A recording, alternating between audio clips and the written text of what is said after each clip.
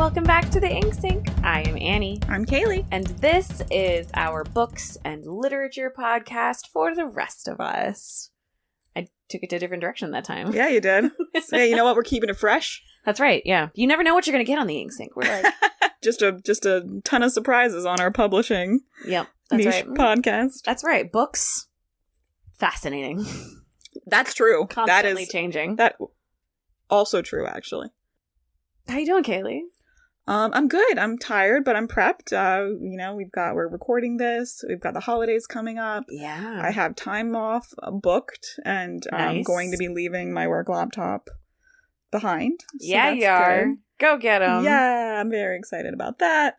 Yeah, so things are going well. How are you, Annie? I'm also doing well. Excited for the holidays. We're recording this the week before Thanksgiving, so it's going to be really, really nice to have a break from work. It is. And we've got our little Trixie here. She's a good dog. Hi, Trixie. She's the cutest. She's You're a cute little pupper. dog. And she's like, no, I'm Mom. hungry. I'm a dog who loves check on.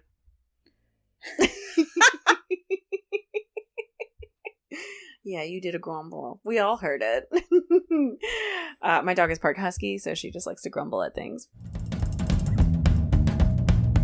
So, Kaylee, before we jump all the way in, I do want to issue a couple corrections. In our book bans plus book business episode, which I think I titled something like Spaghetti on Walls, I said that in the next episode that our listeners would hear, we would be talking more about book bans. And then when I was editing the next episode, I took the book ban section out. So We sorry did not about that. talk about book bans. Surprise. Sorry, everybody. We were just sad because it was basically all of the same thing, pretty much. Yeah. It usually is. Like, we'll give you another update and it'll be like, and this is still happening.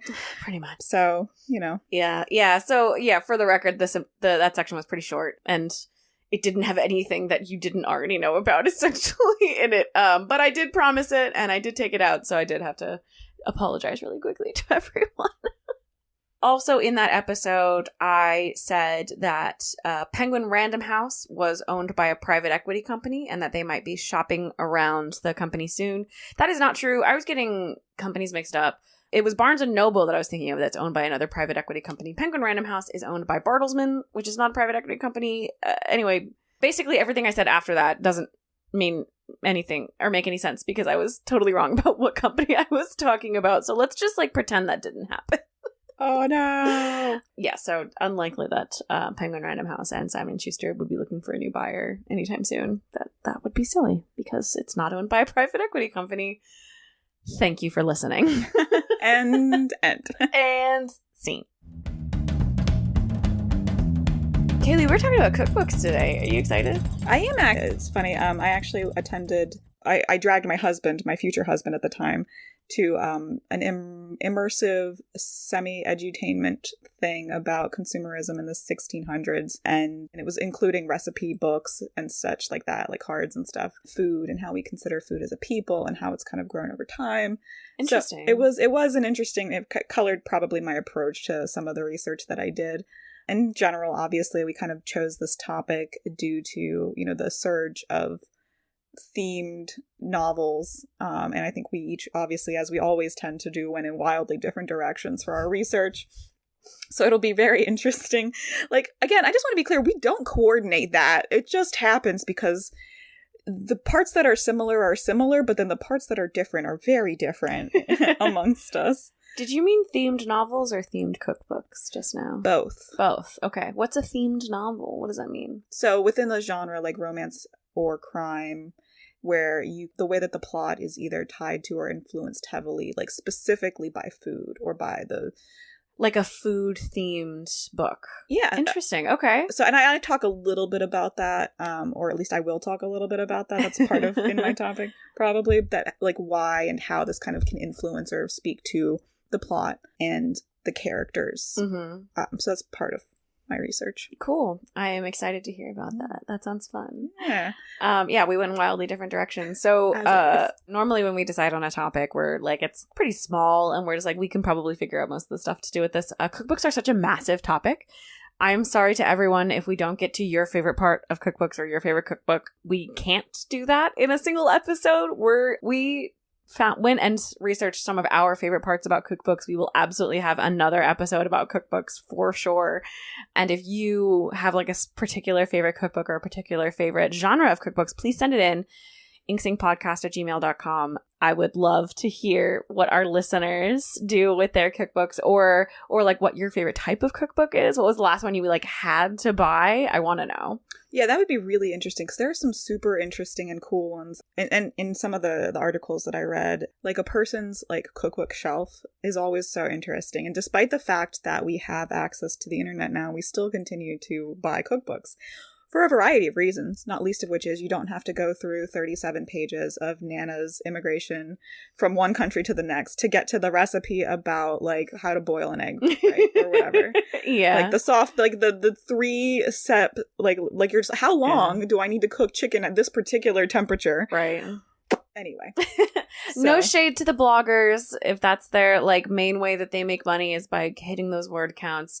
No shade to you all, but it is a known annoyance. Like we all know. I'm sorry. And like, you know, also as a blogger, you've been hit by this later. Like in this when you're trying to find something else for a recipe, you've been irritated by that before. Oh yeah, for sure. I mean, the jump to recipe button didn't just pop out of nowhere. Oh yeah, the button fairy didn't just come and visit all of the pages on the internet, for sure. You knew it was a problem when you put that button in there.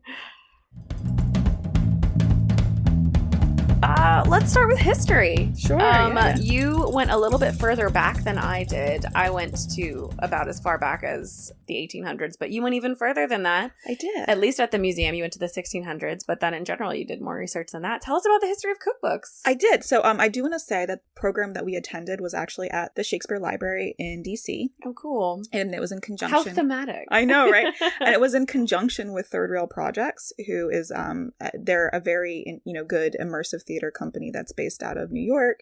And they do several installations that are based on not just entertainment, but education as well in many cases. So they've done several things on that sort of vein in various areas. And I just got really lucky that they were in DC. That was actually several years ago. So it's funny how things go. So I will say that some of the information that I referenced, at least initially, came from the Seminole Healthy Campus Initiative, but it was not a peer-reviewed publication. It was well-researched, and I could track down and confirm a lot of the facts. So I just want to confirm that this is not a peer-reviewed paper. It's more of a blog post, and I'll have the link for that, and of course in our show notes. So the first, Western cookbook, and to be fair, this is a bit of a Western-centric podcast. Obviously, we're U.S., but in this case, it's just that's what we have a lot available to us to discuss. Was actually published in probably 1700 BC. Wow. To be fair. And it's on some clay tablets in ancient Mesopotamia. But obviously, we don't have a lot from back then. Right. What we actually know of in general is that by the 1300s, cookbooks were more normalized within the upper class, so within the nobility. We actually have a 1390 form of curry, which is the Rules of Cookery, which is the translation essentially, which was published for King Richard II. It has been digitized and is available for access from the Library of Congress, so I will also provide that link. I think it's definitely in the public domain if it was published in the 1700s. Sure was. So that's good news. Yeah, exactly. Yeah, we can definitely, somebody's going to make a horror movie out of it pretty soon, I'm sure.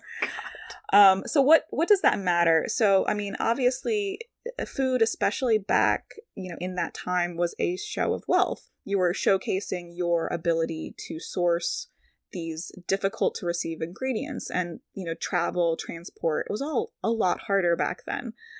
Every month was the Ever Given, block in the Suez Canal as far as the difficulty of getting content from one place to another place. There's always something going wrong. There was pirates and bad weather that we couldn't predict or navigate around or find or, didn't know was coming. So you have these wealthy people who are going probably more elaborate than they needed to within their households and cookbooks that were initially designed for them. So you'd have these extensively elaborate recipes that called for very expensive ingredients that weren't available. The books themselves were difficult to produce, as at that time it was pretty much handwritten sort of deal. In the 1700s? In this case, it was the 1390s. Oh, okay. was I was discussing. Okay. So, initially as things developed and once mass production came about, then that's when cookbooks became more readily available for the middle and lower class. But you would still have a very clear class delineation. So you'd have titles in French that would be clearly targeted for the nobility versus the plain cooking guide for the working wife, right. And I'm not actually, I think I added an ing to that title. That was genuinely a title from one of my articles that I read. So we've had a complicated relationship with food as our people have developed because of that, because consumerism, and how do you justify these elaborate meals where you're again eating till you vomit and then continuing to eat while people that are starving are literally staring down at you enjoying the view of, I don't know, I can't imagine being in that position where being a servant in a rich person's house, anything that I read about any time before, I don't know, I guess indoor appliances happened when everyone just had servants all over the place, it baffles me how they didn't just fly into a rage constantly. Oh my God, right? What are you doing? I feel like there were so many reasons why so many revolutions have happened. This is food scarcity, and the control of food has definitely been in the top 3 of all of them. And must be, in my opinion, but... Yeah, I was reading an Agatha Christie novel, and some of the shit that those servants were putting up with from some bored gentry. And I'm like, why don't you just punch that person? Well, Annie, how do you stop yourself? So speaking of, so I swerved to focus on less enraging things, which is my initial... Probably a good thing.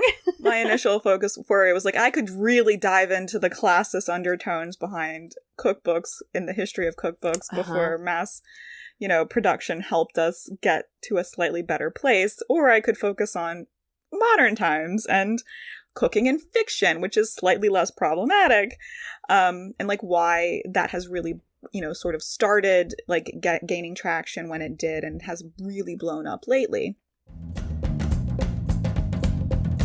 Do you want to take a quick detour before we jump into the modern age with some of the things that I was able to dig up? I would love to. Please go. So speaking of the history and speaking of servants even, there's a really interesting study from the Innovative Approaches in Engaging People with Local History and Genealogy from the IFLA.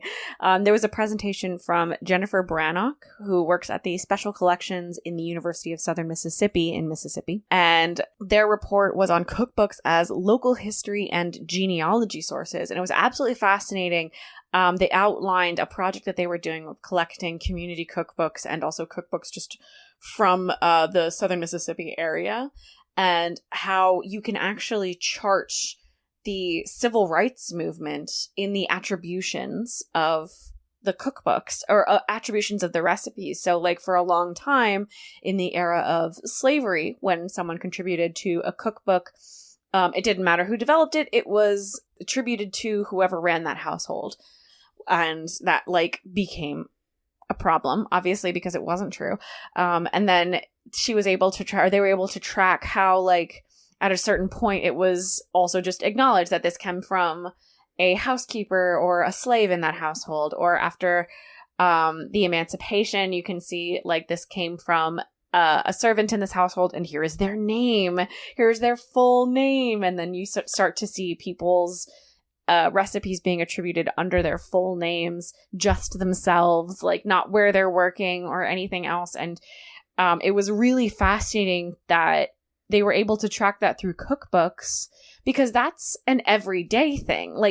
You're talking about how back in the day, pre-printing press, democratization of books in general, these things were for rich people, and these things were aspirational, and these things were just about, showing off to your friends, and here's the best way to do that. And then it became for regular people who were I bet someone else knows something about cooking that I don't know. Let me look it up. And I thought that was really fascinating, because obviously, one of the things that we're not saying is just that food is so important to so many people for so many reasons, beyond just the you need it to survive bit. You need food to survive, obviously, but also you you want food to nourish your soul too. Like there's so much nostalgia wrapped up in food and how you were being fed and what recipes you're using. Like to this day, I have no idea if like the enchiladas that my mother's makes are more or less authentic than anyone else's, but they're the ones that make me the happiest because I have such good memories of them being fed to me over the years because they're delicious. They're all very good. And I thought that was absolutely fascinating, and I loved that they were able to kind of think that through to make that project work. Another thing that I found from the 1800s and moving forward is something called food fake lore. And this is from JSTOR. I thought this was really funny, actually. You'll see that most of my research was just into things that I thought were really funny. Have you ever heard the story of how the original potato chip was created? How there was a very demanding customer who said, your roasted potatoes are far too thick and far too chewy. They're just not cooked right. And so this person was like, fine, F you. And just like cut them as thin as they possibly could and deep fried them to be the crispiest thing that they could make them. And then served it to this like horrible customer who was like, oh, you should make more of these, you know? Had you heard that story before? No, I had not heard that story. I had heard that story with like details changed before, but it's fake. It almost definitely didn't happen. Like the names and dates attributed to the details of that story change throughout, you know, the telling, but most people are like, yeah, that almost certainly didn't happen. They also go through the history or the alleged origin story of Oysters Rockefeller. Yeah. Next Girls Night. Or sorry, no. Clams Casino. Oh, I don't think I've had that. Was the other one. It just looks like Oysters Rockefeller because those are very large clam shells. My fault. So this is Clams Casino. And like it has a similar story of just a snobby customer coming in and being like, I want this specific thing and you guys, you definitely can't do it. And then like a frustrated chef being like, watch me, and them serving this now iconic dish. And again, most of the researchers say that's not true. But I really love, it was just super charming, the idea that people just make up stories. Like today we have those enormously long blog posts. I don't know about you, but every now and then I have wondered if any of what they're saying is true. You know, I honestly couldn't imagine putting that much effort into it. But maybe you're right. Maybe it is just, again, it's like a Dickensian, like, I need to hit a word count to get paid. And like, so they're going to manufacture their grandmother, like, who hauled eggs from New York to Boston so she could make the special like custard recipe. Right, exactly. Yeah. That I'm now like we can now just do, and store bought's fine. Right, exactly. If you can't get, you know, eggs hand hauled from New York, you can get them at your local Bostonian grocery store. Maybe there is a lot of fake lore happening on food blogs these days, and I hope so, because I like good storytelling, and it's just... I was gonna say, like, who's gonna actually call, like, what... Okay, as long as you're not trying to market, like, you're not trying to take advantage of, like, a sob story and market to people's sympathies, you're just like, this is just a cool story about how this recipe was invented in my family that may or may not be true. Right, exactly. I mean, and you also may not know if it's true or not. Like, if your mother told you this story and she pulled it out of the air, or her mom pulled it out of the air, you know? Like, this is a story we tell in our family, and we have family lore. We all have family lore. Oh, like that. For sure. Yeah, that like doesn't make sense. I think that's a good bridge, though. Like, we don't talk a lot about this, but one of the major things that does get brought up when we start looking into cookbooks as a thing is the feminist angle, and how most of the time these books are written by and marketed to women, and then there's a popular conception that, you know, women are cooking, but in professional circles, the person on the cover is a guy in a white jacket. Yeah. Mm-hmm. That's not so much the case anymore, but I feel like there's definitely a lot of vestiges of that feeling in cookbooks. And I'm really glad that we're moving past that, for sure. Oh, no, for sure. And just the idea of that, I mean, was pervasive, obviously. Post-World War II especially, there was a big surge in cookbooks, and I'm sure you saw that in your research, as, you know, men were coming back from the front, you know. Post-World War II, there was a boom in nonfiction books of all kinds, absolutely. And specifically, that was because, you know, the women had to transition back into the home rather than being in the factories and doing work. And there was this one advert that I saw for Hardee's, and it was just this like guy and this lady like up on her tippy toes looking out a window dreamily at her husband holding their daughter or son. It was a cartoon, and it was like, women belong in the kitchen, but if you don't have a little missus waiting for you, come down and get something sloppy and fast at Hardee's. So I haven't actually confirmed if that's a genuine advert from the time, but it made me laugh, so I wanted to share it. Yeah. What the F? What the F, Hardee's? If that's real, it's bonkers. That's hilarious. It did make me laugh, though. Yeah, for sure.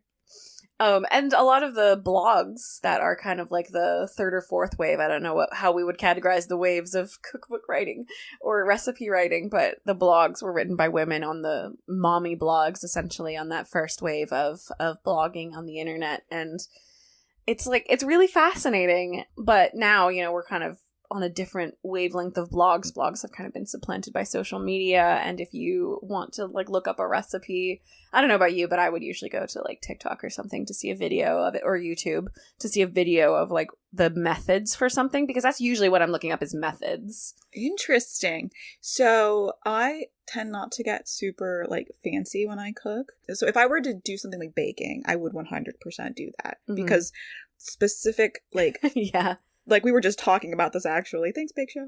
We love you. The Great British Baking Show. Pull this out if you need to. The Great British Baking Show is what we get it marketed as. It's Bake Off. It is Bake Off, I know. But, like, also, that's what's on Netflix. Annie. Oh, you're right. It's different on Netflix. You're totally right. I'm sorry. I was like, what is she saying? Because Great British Baking Show. I got you. Yeah. Anyway, so but like for baking, those methods like can be very specific and you need to know. Whereas science. Yeah, I don't bake.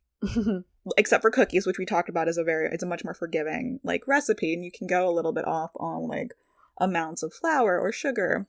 If you use smaller or larger eggs, a little more or less milk, or different kinds of substitutions that can be made, which impact the product, it just kind of affects the texture of your dough. But especially for like chocolate chip cookies, something like that, you've already got other elements that are going to make it a different texture anyway. So I mostly just cook them from my heart. But I might want to know for safety purposes, like I'm trying this particular cut of meat and I can't remember like what is the recommended time frame for X temperature to get to this that's likely to get me to the safest temperature of the meat, you know, in a period of time in which my husband will then be happy to eat it. Right. And I'm also not going to murder him because I'm hungry. So that's like, I need that reference and I'd like to have it up just so if I forget or something, well, you know, by the end I'm done, I like have it. And videos don't do that. That's true. That's a good point. Yeah, that's a little bit different. We're like very different types of cooks, I think, because I always like, I'll start with a flavor of like what I want. I'll like have that in my head and I'm like, okay, how do I achieve that? And then I'm just like looking up like the methods for getting something the way that I want it. That's fair. I mean, that's just how our brains work. Yeah. I mean, I feel like that's pretty normal. I was going to say, again, like we approach very similar things in dramatically different ways. We truly do. It's impressive. So what is going on in today's cookbook stuff, Kaylee? What's up with the 2023 cookbook situation? So I will say that some of the most interesting things that I have seen for cookbooks specifically, and again, I want to be clear, I have a separate tackling of this particular topic, which was food and cooking in literature. Yes. But I did go ahead and do some research here onto like what else we use or kind of use to market our, theme our cookbooks on. So themed cookbooks have really surged. Not even just like lately, just because I think in the surge and like people that are wanting to connect and like our generation and younger generations that want to connect sort of multiple aspects of their lives and are looking for ways to sort of sort through the noise to pin down like, okay, well, I want to try this or this when they've got so much content and so many options available to them. So themed cookbooks have probably surged as a hook to sort of say you could try this over something else because you're familiar with something about beyond the recipes themselves, something about the cookbook is drawn in. So there's anime themed cookbooks that will recreate recipes from popular shows. There are and that were maybe devoted to cooking or weren't devoted to cooking, but just happened to have rich people in them. So you'd have these episodes where you'd have something. And I'm thinking Elron High School, the show that was frequently the majority of their episode was set in their tea room, after school, and so they'd always have something happening. Mm-hmm. And one of their one of the guys in that was rich and also loved sweet things, so he'd always have baked things. I love that. Yeah, so we have a lot of those themes. We also have recently Hannibal was a pretty strongly focused with food. You will see less themed cookbooks there. I mean, Hannibal was focused on eating people, though. Wasn't Hannibal a cannibal? He was. Okay. So you wouldn't necessarily... He would change the recipes around to be for people instead of, pork or beef or whatever. But, it was the food porn in a lot of these things. So, that's kind of a way for people to sort of hook into, a cookbook is oh, well, I like this TV show, or I liked this movie, or I liked this genre. So there are actually very interesting, there's a Stephen King cookbook. Interesting. Based on his novels. Yeah, okay. Yeah. There's the Cook Like Christie, speaking of Agatha Christie. Oh, yeah, there's a okay. cookbook based on Agatha Christie's novels. Yeah. I don't think I would want that. I also don't think I would want that, but here we are. For those who aren't huge Agatha Christie fans, there are multiple books of hers that are just all the food is based around tinned meats, and that's it. And I'm bro, no, thank you. Yeah. But that's funny. I like it. I did get a Jane Austen cookbook for Christmas this past year. Was that from you? You're nodding like it was from you. No, it wasn't from me. I just remember that you got that, yeah. And it was actually very good. I mean, it was mostly referencing, specific meals that they have in the books, but also some of them were and this is just one that I thought would be yummy because it was around the same time. But that one was actually very good. We touched on themed cookbooks a little bit in our book packaging episode. Most themed cookbooks do come from book packagers, which does leave a little bit of a thing in there because unless you know who's writing the cookbook, you don't always know if it's been recipe tested to the highest degree, which is why one of the most popular forms of cookbooks is from Serious Eats or from Williams Sonoma or America's Test Kitchen, where they have these big well-established test kitchens that test their foods just into oblivion. Yeah, so that's very fair. So I will say that there is also a reputation for some of these where it's just not the best cookbooks, but the point is the thought of it, and it's I've seen the Miyazaki ones that are just look so good, and I've seen other ones like that. I do want to ask before we get too far into this: have you ever heard of Binging with Babish? Have you watched Binging with Babish? Yeah, I have seen. Not as many, but it was because you told me about it, so I did end up. It's fantastic. It was fun. They have a new segment called Anime with Alvin. Alvin is one of the new cooks on the show, and he does almost exclusively anime things. Fun. It's really wonderful. Awesome. And sometimes video games with Alvin. So lots of video games and anime on Alvin's bench in their secondary kitchen. It's very good. I highly recommend Binging with Babish. Very cool. Yeah, no, I can confirm the few episodes that I have seen have been very fun, so support that recommendation wholeheartedly. There are many other so speaking of the Miyazaki, of course, the anime themed, but the Sopranos, they're themed. Yeah, there are themed cooking content from that. There's themed cooking content from. I never watched The Sopranos, but I know that it's about a mafia thing, an Italian mafia thing. I can imagine food being pretty central there. I feel the stereotype on Italians is that they're very food focused. Yeah, food is shown in a lot of episodes. Okay. Yeah, 100%. There's also especially if you're looking at period content, so period media, so TV shows or movies, the Inglourious Bastards specifically even has really specific recipes anyway that people have assembled. So movie cookbooks will include various they'll start pulling recipes from various places. So I'll send you this article that I found from there. I've also gotten a lot of video game cookbooks, or my husband gets a lot of video game cookbooks. We've got a Destiny themed cookbook. We've got a D&D themed cookbook. Can I ask the D&D themed cookbook, is it the official one or is it the Quincy's Tavern? I think it's the official. I think it's the official D&D cookbook. Okay. I totally recommend the Quincy's Tavern Quincy's cookbook Tavern? as well. Yeah. Okay. What is that one about? So Quincy's Tavern's like a podcast, and it's a D&D themed podcast, and it's just genuinely like a very cozy, the adventurers are done for the day sort of approach to okay. the role-playing games. And so they put a Kickstarter together to sell their cookbook, where they were talking, because they would always talk about the food and stuff. It sold like it tripled their campaign within like a day, like less than 12 hours on Kickstarter. I love that. I don't want to say like cooking is cooking, but like there are so many varieties, and you can just look a recipe up online, but like what makes you choose a book to buy that you want to reference later. And so I do love people. What makes you choose a book to, like, if you're going out, you want a cookbook, what cookbook do you want? What are you looking for? One dish, easy. One pot, yeah. Limited time consumption. Unfortunately, like I do actually also have, like, I also picked up like the Star Wars cookbook. Did you? Yeah, because of course it was really cute, and I like the theme. The most recent one, actually, because I really like the Ronto wraps, actually. The Ronto wraps, what's in them? They're like a couple kinds of chicken, and then sausage, and like a coleslaw sort of thing with a spicy dressing. It's really good. And then they're a wrap? Yeah, it's like a wrap. Yeah, it's like a pita. Oh, okay. Okay. So that sounds yum. That's like my favorite thing at the park. Yeah, that sounds yum. It's very good.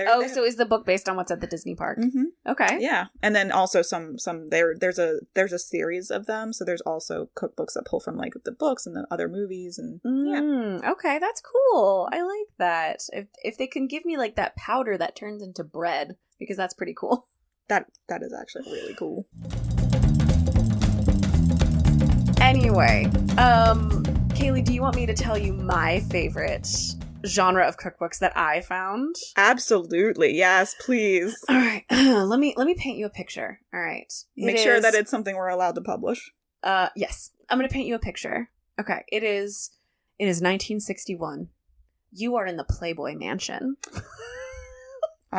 Sounds like exactly where I would be in 1961. It is 1961. You are in the Playboy Mansion. You are in the Playboy kitchen, and you receive an order from the man himself, Mr. Hugh Hefner. And the order is for a BLT with chips, milk, applesauce, and a blonde. What do you do?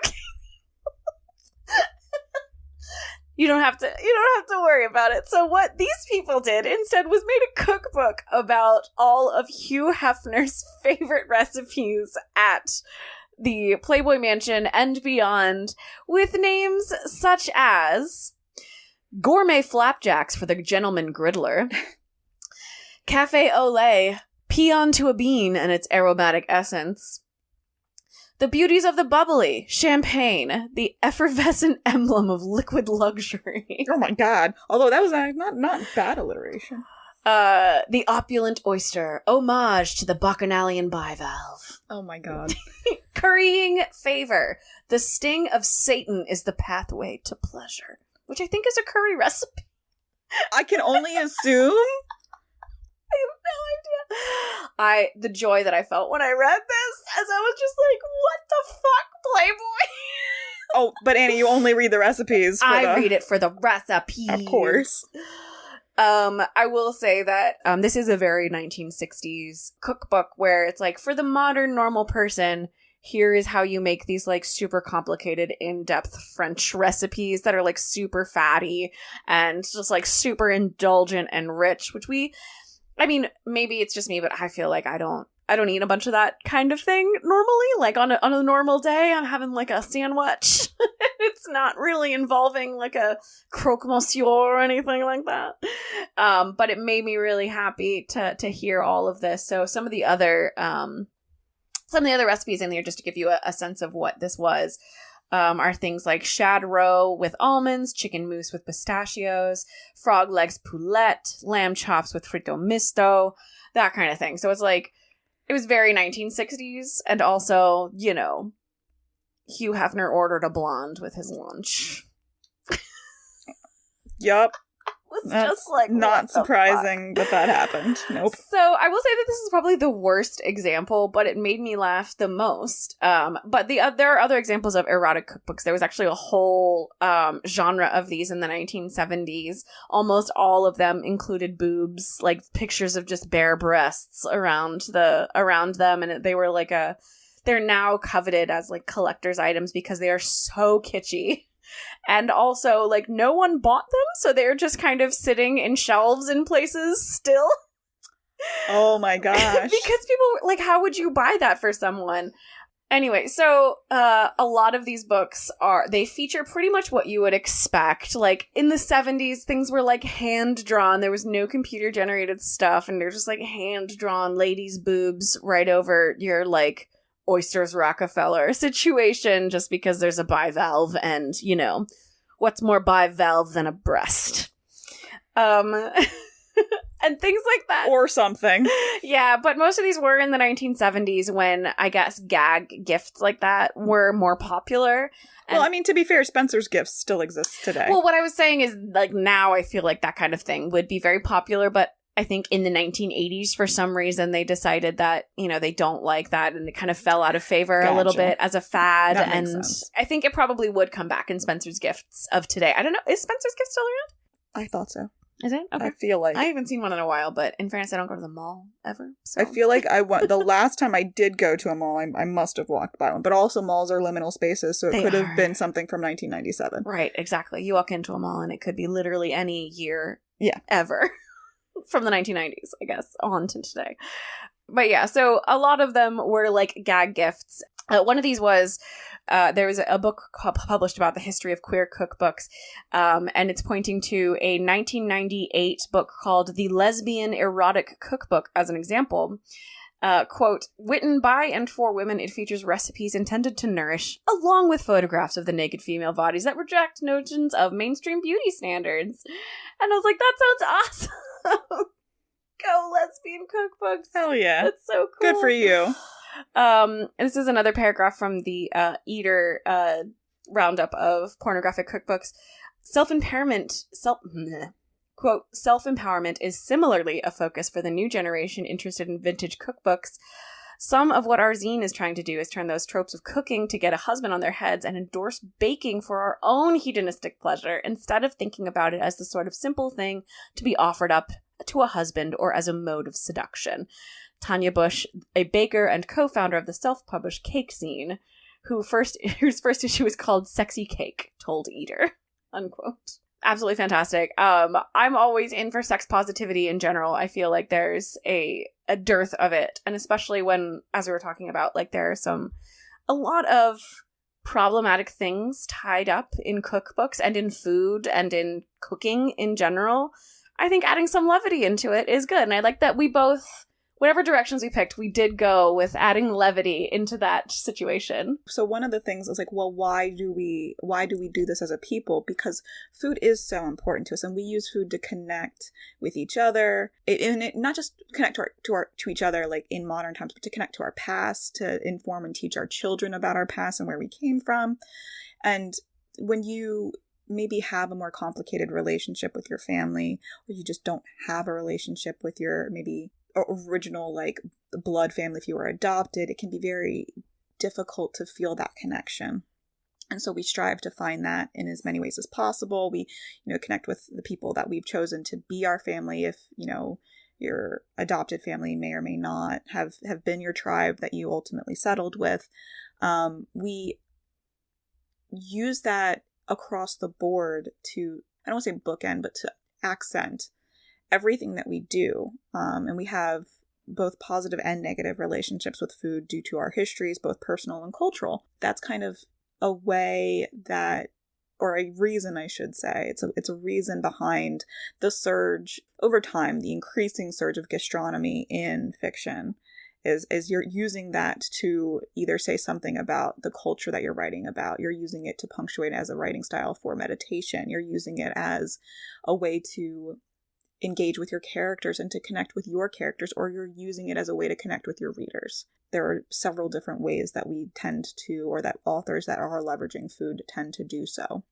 And it's no real secret, in my opinion, that we had a surge during and following the pandemic in cooking-based, food-based romance novels, because they are both massive comfort buttons for us. And then setting that aside, we were also, a lot of us, locked inside during the pandemic, and a lot of people turned to food and cooking to do something with their partner, to sort of connect when you couldn't necessarily leave the house regularly and you didn't want to murder them because you did still love them. And like, how do you sort of find that activity and a way to both have space and still that connection? So it's very interesting approach to like why we've had sort of this relationship with food in fiction. And so the sort of the breakdown that I just provided is actually something that was published by Adam Gopnik. Hopefully I've said his name right, in the New Yorker in 2007. But one of the things that I thought was really fascinating is the gastronomy in fiction really started like to rise up, and has been argued started to increase the prevalence of gastronomy in like our cultural zeitgeist with fiction in the mid 19th century. So I have some evaluation pieces about the Jeeves and Wooster like series. That was, what is it? It's a comedy drama. Okay. Comedy drama series. All right. By P.G. Wodehouse. Okay. But yeah, there's a chef in there that they meet that's ethnically correct, shall we say, has the description of this particular chef, like as far as the location and the types of things that they were cooking and where they were from. Okay. And the way that it was described was accurate to the techniques in the food, or at least as accurate as it could be. And that kind of makes sense because this series does follow a rich person and their manservant, and the shenanigans that occur. Is a British series that was popularized. And this is a book series? It was a book series that was then made into a television show. Okay. With Hugh Laurie as, and then, oh, this is terrible. Very famous British actor and comedian. I'm the worst. It's fine. Stephen Fry. Oh, Fry and Laurie. Okay. Yeah. Sorry. Yeah. So Steve. Yes. I was like, I knew, I was like, the name is right there, and my, just sometimes it's like when you forget how to spell the, and you're like, oh, well, I'm just stupid. Cool. No, you're fine. So it's just interesting to follow like how we have seen the significance of this connection rising, and you can see it in a lot of the genres that are designed to be consumed in mass and really connect with readers, in my opinion. Romance novels, crime novels that are, again, you're getting a lot of things very quickly.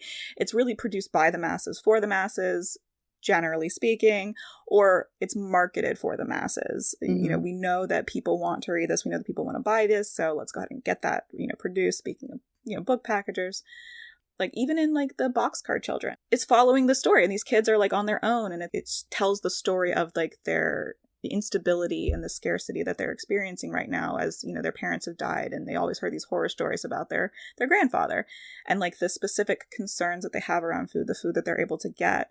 It all sort of speaks to that and their status and their situation, and helps make that sort of relevance of fear like known to you as the reader. It's kind of a visceral sort of set dressing, because everyone understands the need for food, and everyone understands the lengths you go to sometimes to feed yourself when you don't have the money to get good food. Yep. Yeah, so it's very interesting the way that it can, and the way that the food I'm sorry, my dog just stretched and did a little like think like that. She was so cute. Oh, Trixie. Pause. Does not care. No. Sorry, go ahead. You're good. I was just gonna say, like, it tells you so much, and the writers can use food to tell you so much, because food is... It's universal. It is, yeah. So, like, if it's something very simple, and, like, the way that the character talks about it or thinks about it as they're making it can tell you so much about, like, their background or what their mood is. And again, speaking of, general authorial sort of recommendations, you're going to hear a lot, show, don't tell. This is a way to do that. That has grown organically to help set tones and moods, and just fascinating approach to, like, I just never really thought of that. One of the books that we read, that I read, then I recommended to you, A Wizard's Guide to Defensive Baking. The main character's like a 15-year-old baker. Like, she's a baking apprentice, and she can, she just wants to bake. And like she enjoys baking, and she talks about how the ingredients sort of affect her magic in this fantasy setting. And it's just so cute. It's very sweet. And I think that authors really do a good job in like, or they can use it to do such a good job in connecting with not only their characters, but their characters to their readers. Mm-hmm. Agreed. We talked a little bit about how, cookbooks are sort of targeted for women.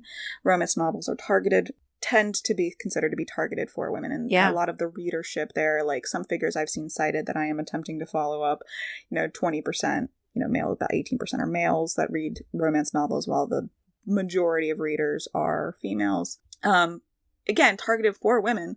And like cooking is considered to be, even now, despite the fact that we've made great strides in feminism and equal rights and all of that, is still considered by cultural implication to be something that the woman is expected to do if a woman is involved in your relationship.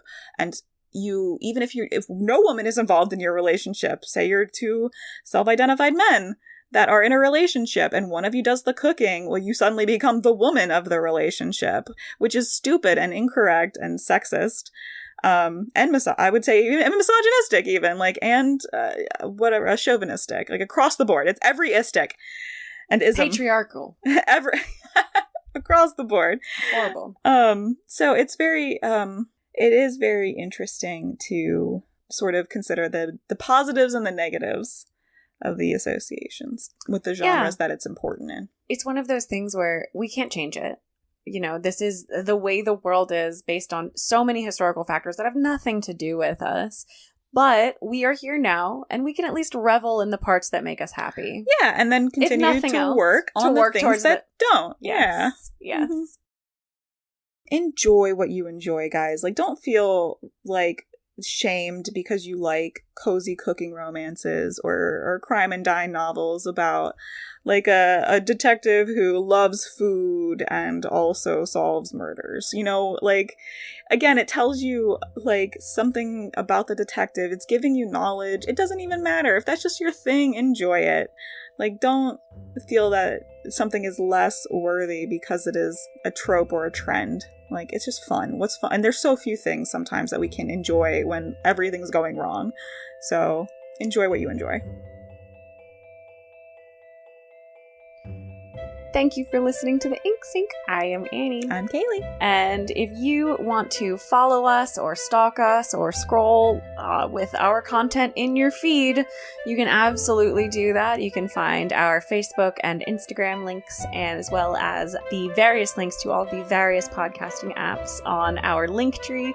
There you can also find a link to our bookshop page. If you want to support diverse voices, we recommend that you buy books from diverse authors and support their art. You can find our list of books by trans authors as well as books by breakout Latina authors on our bookshop page. Those are going to be at the top of our list. We should put together a bookshop list for cookbooks from minority authors. Ooh, we should. Yes. Okay. And we are going to be, as we release this episode, putting together a list of cookbooks that we love from minority authors, and we hope that you like that too. Thank you for listening.